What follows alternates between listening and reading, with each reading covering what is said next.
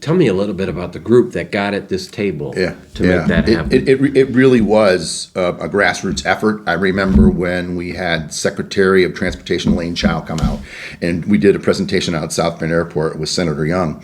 She saw right away that this was not a state-run program. This is not one entity running a program. We have money from St. Joseph County and South Bend.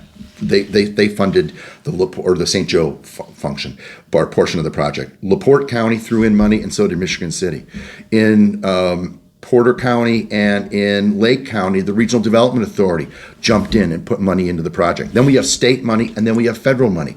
It's just such an incredible mix of funds and support. That means if these folks are putting in from these different political bodies, they're spending hard-earned tax dollars and investing those dollars from so many different areas. That means that vision, people from one end of the line to the other see the benefit. The concept was, we do this investment, the state puts in this money, and then the state gets a return on investment. It's a big ROI. So the folks in Evansville were like, okay, well, you're going to put money into this. We're going to invest in Northwest Indiana, and then it's going to come back into the state treasury for other things that we might want to do in Evansville or Fort Wayne or Carmel or whatever. That buy-in is not easy to get because there's projects that they all want to do.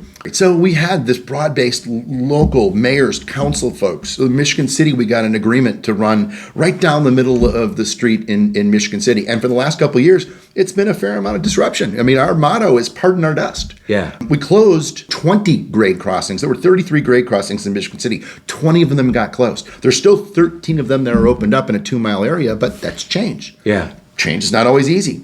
I think now people have seen what a benefit it's going to be. We've enhanced safety. It's going to be a quiet zone in Michigan City, so we won't be on the horn from Carroll Avenue all the way to Sheridan for 32 blocks with the engineer just sounding the horn at all times of day and night.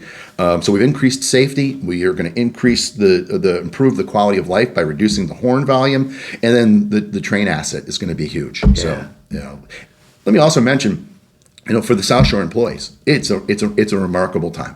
The railroad that our employees are working at today is not the railroad they're going to be working for tomorrow. It's going to be vastly changed over the last couple of years. You're giving them much better tools to do their job. Absolutely, they've really leaned in hard over the last couple of years. It's not been easy to operate on the South Shore line. We're busing. We're taking trains from South Bend to Michigan City. They get off on a bus. They ride the bus over a 26-mile corridor. They get off the bus. They get on a train. Lather, rinse, repeat. That kind of coordinated effort is not easy. So hats off to our employees. Hats off to our team. We've got Mike Rowe, who's the project manager on Westlake. He's doing a great job. And you got Nicole Barker, who's the project manager on the Double Track project. These folks and their teams have really leaned in to make sure that we're managing these projects well, that we're staying on budget, that we're staying on time. And those things are happening, which is another really remarkable story here, because you got cost inflation going through the roof, and you guys are going to stay on budget. And we're not being changed ordered to death. We're managing this project.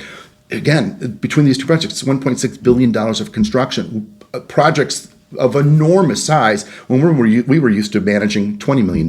Yeah. So think about the scope change that's led and that our employees are leading, and so proud of them. So they're doing great. Everyone's excited about seeing the infrastructure on the ground. The danger in recognizing people is you'll miss people. Miss them. But I'm going to start off in South Bend area. We had University of Notre Dame. We had them squarely behind us. We had then Mayor Pete, who was a huge advocate. So so South Bend coalesced, even though not a dollar of the construction is occurring out in that area for these two projects. They saw the fact that everything to the west of them is improved, their whole service gets improved. And you go farther to the west, Michigan City got 100% behind this project. You can't not talk about Heather Ennis, our latest Sagamore of the Wabash Award winner. Good for her. Folks like Heather, Don Babcock, my partner in crime, Bill Hanna, who at times both of us in the early days, wondered if it would ever happen, but it's happened. Now we're working with Sherry Ziller at the RDA, and they've got complete runway now to go out and it's not an idea anymore. It's in the ground. So as they're selling the region and coming up with plans, working with communities, it's happening. Our delegation in both Congress has been wonderful. Senator Young's been great. We had Congressman Wolarski, who was wonderful. Certainly, Visclosky is a champion of this. But you can't not talk about our governor.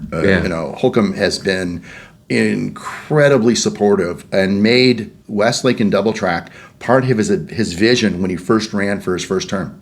And he stuck with it every step of the way, just relentlessly. Never wavered. So when people say, how'd you get it done? I say, you have to have champions. You have to have people who are willing to take a risk, who are willing to put themselves out, who are willing to go into the communities and get support at all levels and bring that to the table and take a risk. Because there's no guarantee. None of this is ever guaranteed. It's just a good idea with a lot of good reason behind it.